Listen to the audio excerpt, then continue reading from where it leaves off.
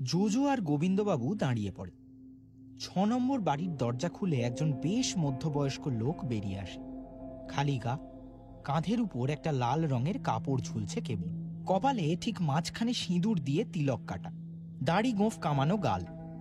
রাস্তার আলো মুখে পড়তেই একজোড়া তীক্ষ্ণ চোখ যেন সজাগ হয়ে উঠল। মাথায় কাঁচা পাকা চুল, ব্যাগ ব্রাশ করা। দরজা খুলে বেরোতেই প্রথমে জোজো আর পুলিশ দেখে খানিক থমকে যায়। তারপর সেই তীক্ষ্ণ দৃষ্টিতে জোজোর পিছনে দাঁড়িয়ে থাকা বংশীর দিকে তাকায়। বংশী অমনি কপালে হাত ঠেকিয়ে বলতে শুরু করে, জয় অঘোর শাস্ত্রীর জয়, জয় অঘোর শাস্ত্রীর জয়, পায়ের ধুলো দিন পণ্ডিত মশাই, পায়ের ধুলো দিন। এই বলে বংশী শটান অঘোর শাস্ত্রীর পায়ে পড়ে যায়।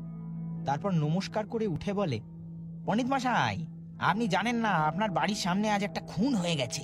সে কি সব্যনেশের কথা, কি আর বলবো। জোজো কিছু বুঝতে পারছে না এই অঘোর শাস্ত্রী লোকটা কি। জোজো গোবিন্দবাবুর দিকে তাকায়। গোবিন্দবাবু মাথা থেকে পুলিশের টুপিটা খুলে অবাক দৃষ্টিতে তাকিয়ে আছে অঘোর শাস্ত্রীর দিকে। জোজো বুঝতে পারে পুলিশ সাহেবও সঠিক বুঝতে পারছে না। জোজো এবার জিজ্ঞাস্য চোখে বংশীর দিকে তাকায়, কিছু বলে না, কিন্তু ওই চাহনিতেই প্রশ্ন স্পষ্ট লুকিয়েছিল, এই অঘোর শাস্ত্রী কে। আর বংশী এক নিমেষে সেটা বুঝতে পেরে জোজোর দিকে তাকিয়ে বলে, আচ্ছা, ইনি হচ্ছেন পরম পুরুষ শ্রী অঘোর শাস্ত্রী। উনি এই 6 নম্বর বাড়িতে থাকেন। এই বাড়ি যাদের, তাদের একসময় ভয়ানক সমস্যা থেকে বাঁচিয়েছিলেন এই অঘোর শাস্ত্রী, তাই তারা এই বাড়িটা ওর নামে লিখে দেন। আর এই অঘোর শাস্ত্রীর নাম শোনেননি? শেষের প্রশ্নটা বেশ অবাক হয়েই জিজ্ঞেস করে বংশী। জোজো এখনো ঠিক বুঝতে পারে না এই অঘোর শাস্ত্রী কে। কোনো নাম করা অ্যাস্ট্রোলজার? আবার বংশী তো ওকে পণ্ডিত মশাই বলে সম্বোধন করছে। জোজো ঘাড় নেড়ে খানিক অপ্রস্তুত হয়েই বলে, ও না, মানে ঠিক চিনতে পারলাম না তো। বংশী এবার চোখ বন্ধ করে কপালে হাত জড়ো করে আরেকবার জয় অঘোর শাস্ত্রীর জয়, জয় অঘোর শাস্ত্রীর জয় বলে নেয়। তারপর চোখ খুলে জোজোর উদ্দেশ্যে বলে, শুনুন তবে, অঘোর শাস্ত্রী হচ্ছে কলকাতা শহরের 1 নম্বর জ্যোতিষ গণৎকার। অঘোর শাস্ত্রী যা বলেন তাই ফলে যায়। সারা কলকাতা শহরে অঘোর শাস্ত্রীকে লোকজন এক নামে চেনে, আর আপনারা অঘোর শাস্ত্রীর নামই শোনেননি। বংশী থামে। যতক্ষণ কথা বলছিল অঘোর শাস্ত্রী ঠায় দরজায় চৌকাঠ আগলে দাঁড়িয়েছিল। বাড়ির ভেতরে কোথাও আলো জ্বলছে। সেই আলো অঘোর শাস্ত্রীর মাথার পিছনে জ্যোতিষ্কের মতোই ফুটে উঠেছে।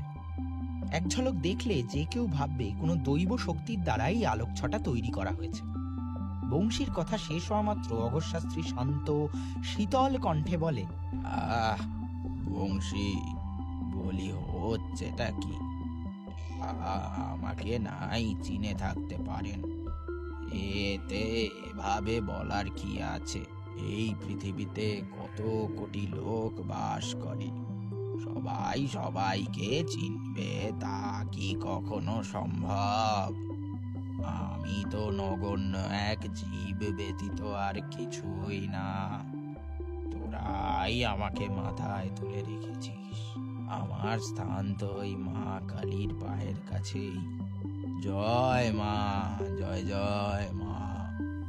এই বলে অঘোর শাস্ত্রী 2 হাত জড়ো করে কপালে ঠেকায়। জোজোর কপালে ইতিমধ্যে ভাঁজ পড়েছে। গোবিন্দবাবু এবার গলা খাঁকড়ে জিজ্ঞেস করে, আচ্ছা, এই 6 নম্বর বাড়িতে আপনিই থাকেন তাহলে? অঘোর শাস্ত্রী মৃদু হেসে বলে, তা লোকে তো তাই বলে, যদিও আমার বিচরণ সমস্ত পৃথিবী জুড়ে, কোনো এক জায়গায় বেশি দিন আমার মন টেকে না। অনেক দিন বিশ্ব ভ্রমণে যাওয়া হয়নি। এই বিশাল অট্টালিকার 4 দেওয়ালের মাঝে আবদ্ধ থাকা আমার পক্ষে কঠিন হয়ে পড়েছে। অঘোর শাস্ত্রী বেশ গুছিয়ে কথা বলতে পারে। আর জোজো এটা লক্ষ্য করেছে, সব জ্যোতিষশাস্ত্রেই কমিউনিকেশন স্কিল থাকা গুরুত্বপূর্ণ। কথার মার প্যাঁচে যে কোনো কাউকে ঘোল খাইয়ে দিতে পারে। আর জোজোর মূলত এইসব লোকজনদের একটুও পছন্দ হয় না। সবসময় মনে হয় এ বুঝি ভণ্ড। আর এ তো সত্যি কথাই। কাগজে খবরে ভণ্ড জ্যোতিষদের খবর তো প্রতিদিনই বেরোচ্ছে। সবচেয়ে বড় কথা, হাত দেখে কপাল দেখে মানুষের ভবিষ্যৎ বলে দেওয়া, এ তো গাঁজাখুরি ছাড়া আর কিছুই না। তবে অঘোর শাস্ত্রীর সাথে খানিক কথা বলতে পারলে ভালোই হয়, যেহেতু ওর বাড়ির সামনেই খুনটা হয়েছে। আর তাছাড়া এজেন্সিতে এসে সন্দীপ বাবুও বলেছিলেন যে আগের দিন এই 6 নম্বর বাড়ির সামনেই তিনি ওই ডেড বডিটা দেখতে পান। যদিও জ্ঞান ফেরার পর কোনো বডি দেখতে পাওয়া যায়নি।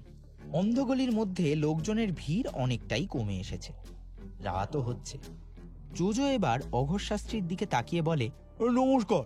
দেখতেই পাচ্ছেন যে আপনার বাড়ির সামনে একটা খুন হয়ে গেছে। আপনি তো বাড়ির ভেতরেই ছিলেন, কোনো চিৎকার বা আর্তনাদ শুনেছিলেন? অঘোষ শাস্ত্রী জোজোর দিকে তাকায়। বয়সের কারণে চোখের নিচে দাগ পড়েছে, তবে মণি দুটো উজ্জ্বল, নির্লিপ্ত, শীতল, কিন্তু তীক্ষ্ণ। ওই চোখের চাহনিতেই বোধহয় ভস্ম করে দেওয়ার ক্ষমতা রাখেন। জোজোর প্রশ্নের উত্তরে হালকা হেসে সেই ঠান্ডা গলায় বলেন, এই বিশ্ব জগতের যে শব্দ তা আমার কান অব্দি এসে পৌঁছায়। তোমরা তো কোনোদিন শুনতে পাবে না, কিন্তু আমি পাই। এই যে গ্রহ তার নিজস্ব কক্ষপথে ঘুরছে, সেই যাত্রার ধ্বনি কখনো শুনেছ? বা এই চাঁদ ঘুরছে পৃথিবীকে কেন্দ্র করে, নক্ষত্র খসে পড়ছে চারিদিকে, এই যে বিশ্ব সংসার ব্যাপ্ত হয়ে রয়েছে তার শব্দ শুনতে কি পাও? অঘোষ শাস্ত্রী এই প্রশ্নগুলো করে জোজোর দিকে তাকায়। জোজো সঠিক বুঝতে পারে না অঘোষ শাস্ত্রী ঠিক কি বলতে চাইছে। স্থির দৃষ্টিতে তাকিয়ে থাকে অঘোষ শাস্ত্রীর দিকে। এদিকে গোবিন্দবাবু বারবার হাতঘড়িতে সময় দেখছে। তার ডিউটি রাত 10টায় শেষ হবে। এখন 9টা বেজে গেছে। বডি পোস্টমর্টেমে পাঠানোর ব্যবস্থা করা হয়েছে, তবে এই অঘোষ শাস্ত্রীর সঙ্গে এখন কথা বলতে গেলে বেজায় দেরি হয়ে যাবে।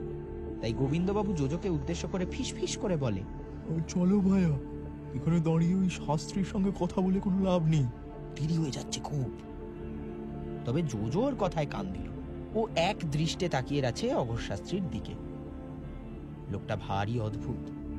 কি সব কথা বলছে, বিশ্বজগতের শব্দ, নক্ষত্র, গ্রহ, এসবের মানে কি? জোজো কোনো উত্তর দেয় না। চুপ করে আছে দেখেই অঘোষ শাস্ত্রী বাঁকা হাসি হেসে বলে, জানি জানি তোমরা এসব শব্দ শুনতে পাও না, কিন্তু আমি প্রায় প্রতিনিয়ত কানের মধ্যে এইসব গ্রহের হেরফের, চলা ফেরা, আসা যাওয়ার শব্দ বাজে। তাই তুচ্ছ মানুষের চিৎকার, আর্তনাদের শব্দ আমার কানে এসে পৌঁছায় না। তাছাড়া আমি দুপুর থেকে সন্ধে অবধি ধ্যান করি। আজকেও তাই করছিলাম। এই সবে উঠলাম, এসে দরজা খুলে দেখি বাইরে এত কোলাহল। অঘোষ শাস্ত্রী থামে। জোজো সঙ্গে সঙ্গে বলে ওঠে, তার মানে আপনি জানতেন না যে আপনার বাড়ির সামনে একটা খুন হয়ে গেছে? অঘোষ শাস্ত্রী সেই বিশ্রী বাঁকা হাসি হেসে বলে, পৃথিবীতে কত লোক খুন হচ্ছে রোজ।